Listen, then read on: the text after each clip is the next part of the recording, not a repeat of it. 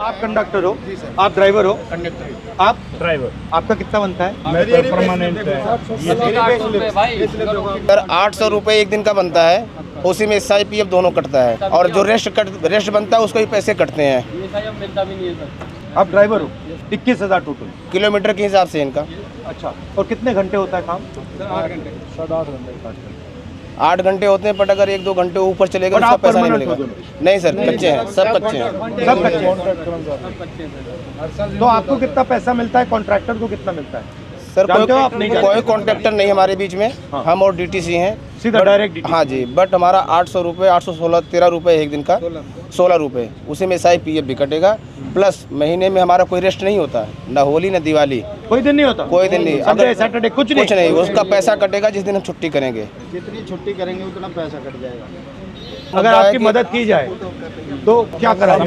हमें सर समान भत्ता देना चाहिए ताकि हम लोगों का भी गुजारा हो सके, बच्चों की भी देखरेख किया जा सके। 5 महीने से सैलरी नहीं मिल रही है, कहाँ से किराया दे, कहाँ से किताबें लाएं, कहाँ से ट्यूशन फीस दे, कहाँ से नहीं मिल रही? आप बस पे अभी नहीं चल रहे हो? बस में चल रहे साहब प्रॉपर। सैलरी कैसे नहीं मिल रही? देने नहीं गवर्नमेंट, राज्य सरकार कह देती है सेंटर को, सेंटर सरकार कह देती है राज्य को। फंड रिलीज नहीं हुआ, ये नहीं हुआ, वो नहीं हुआ, और आगे से 2 महीने का और कह दिया 2 महीने तक और नहीं मिले। जहाँ हाथ पैर मारने मार लो, जिस नेता के पास जाना चले जाओ, जो करना कर लो। अक्टूबर से पहले सैलरी नहीं मिलेगी, ये कह रहे हैं अधिकारी। हमारे बच्चों के साथ ये हो रहा, अब नई भर्ती कर रहे, उनका भी भविष्य खराब करेंगे ये। मैं कंडक्टर DTC कर्मचारी हूँ। हम एक कॉन्ट्रैक्ट बेस पे हैं और हर साल कॉन्ट्रैक्ट रिन्यू होता है, वो भी ड्यूटी कम होती है तो उसे रिन्यू नहीं होने देंगे। फिर आप जाइए घर बैठिए, फिर बड़े मुश्किल से हमारे मतलब वो परमानेंट नहीं बनाना चाहते? हाँ जी सर, हमें पक्का किया जाए, हमें ये मांग है हमारी, या नहीं तो समान वेतन समान काम होना चाहिए हमारा। हम आपसे मांग यही कर रहे हैं बस सरकार से। जब तक शीला दीक्षित हमारी बहन जी थी, जब तक उन्होंने पक्का किया, उनके बाद हमारे कोई अभी तक सुनवाई नहीं, उन्होंने पक्का किया। लेकिन हमारा सवाल ये है सर कि नागरिकता हमारी पक्की तो नौकरी कच्ची क्यों? क्योंकि आज निजीकरण हो रहा है, सबसे ज्यादा निजीकरण कर रहे हैं लोग, और इस निजीकरण से हमारे बच्चों का क्या भविष्य रहेगा? आज पूरे DTC कर्मचारी हमारे बम की तरह भरे हुए हैं। हम उम्मीद उनसे रखते हैं जो हमारी आवाज मुखर करे। सर पिछले 6 महीने से सैलरी नहीं है, और उस सैलरी का नतीजा ये है कि हमारे 24 जवान जो होम गार्ड के हैं वो कोई हार्ट अटैक से, कोई डिप्रेशन से वो दुनिया छोड़ चुके हैं। और हमारी समस्या ये है सर कि हमें हर 6 महीने के लिए हमारे को स्टैंड किया जाता है। ऑलरेडी हम ट्रेंड हैं, ट्रेनिंग के बावजूद हम भर्ती हुए थे होमगार्ड के अंदर, और उसके बावजूद अभी 10,285 आदमियों की भर्ती निकाली है, और हमें जनवरी तक का टाइम दिया गया कि अब इस उम्र में, जिसमें हमारी एज सबकी 50+ हो चुकी है, अब इस एज में हमें कोई ना तो सिक्योरिटी में नौकरी देगा, ना ही कोई और नौकरी हमें मिल पाएगी। मैं भी ड्राइवर हूँ, बस इतना है कि सरकार से समान काम और समान वेतन हो। मैंने बताओ, इनकी उम्र इतनी ज़्यादा हो गई, अब ये क्या करेंगे? दूसरी नौकरी देखने के लायक भी नहीं छोड़ा इनको। बस यही है कि समान काम और समान वेतन हो। ये प्राइवेटाइजेशन जो हो रहा है, इसका फायदा किसको मिल रहा है? इसका फायदा उद्योगपतियों को मिल रहा है, टॉप वालों को, उद्योगपतियों को मिल रहा है।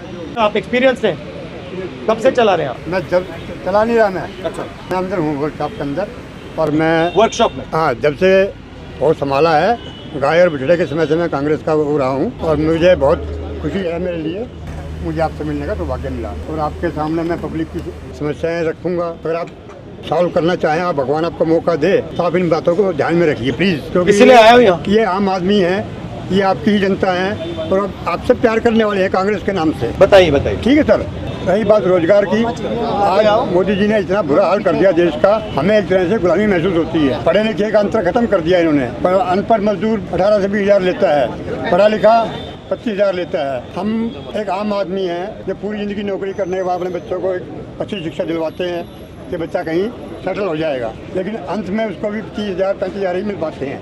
ये हमारे आम लोगों की समस्याएं हैं सर। सर बोलना तो हर कोई चाहता है, आजकल जो बोलता है सीधा उसका काम, गवर्नमेंट का काम है जेल में। डर फैला हुआ है, पब्लिक के दिलों में डर फैला हुआ है।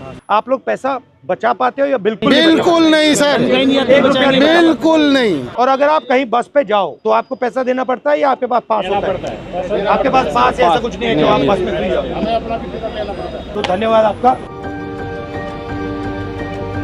नमस्कार ब्रदर, कैसे हो? तो अपने बारे में बताओ, बच्चे कैसे हैं, क्या हो रहा है, फैमिली कैसी है, काम कैसा होता है? मेरी ड्यूटी 12:50 से स्टार्ट होती है। मैं यमुना पार्क से आता हूँ, पर हालांकि डिपो तो बहुत दूर पड़ता है। कैसे आते हो? मैं बस से ही ट्रेवल करता हूँ सर। जो हमारा कांटेक्ट है ना सर, उसमें दिक्कत, कांटेक्ट लेबर है एक तरीके से। अच्छा, हाँ जी, परमानेंट। कॉन्ट्रैक्ट लेबर हो, कभी भी निकाल दिया जाता है। हाँ जी, 1 ईयर का कॉन्ट्रैक्ट होता है हमारा। हर हाँ जी, हर साल रिन्यू होता है सर। और आपका कॉन्ट्रैक्ट डीटीसी के साथ होता है या किसी बिचौले के साथ? नहीं, DTC से डायरेक्ट। बट ये हम तो एक अपना फ्यूचर सिक्योर करने के लिए परमानेंट जॉब चाहते हैं। ये आपका सरूरी नगर मार्केट होते हुए क्या करते हैं? और ये सफदरजंग हॉस्पिटल होते हुए जाए।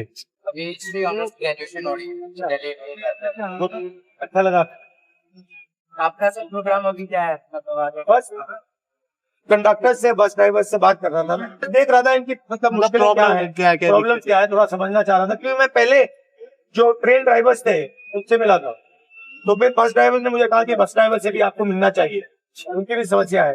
तो यहाँ पे इनकी पेमेंट की समस्या है, होम गार्ड की समस्या है, तो ये मैं थोड़ा समझने की कोशिश कर रहा हूं। मास रिच तक पहुंचे। बस वही कि लोगों को पता लगे कि आप बस में बैठ रहे हो, मगर ड्राइवर को क्या करना पड़ता है, कितना पैसा मिलता है, कितनी मुश्किलें हैं, कंडक्टर को क्या भुगतना पड़ता है, फिर सिटीजन जो आ रहे हैं उनको क्या क्या ये आइडिया। थैंक यू ब्रदर, धन्यवाद भैया, अच्छा लगा आपसे। ओके।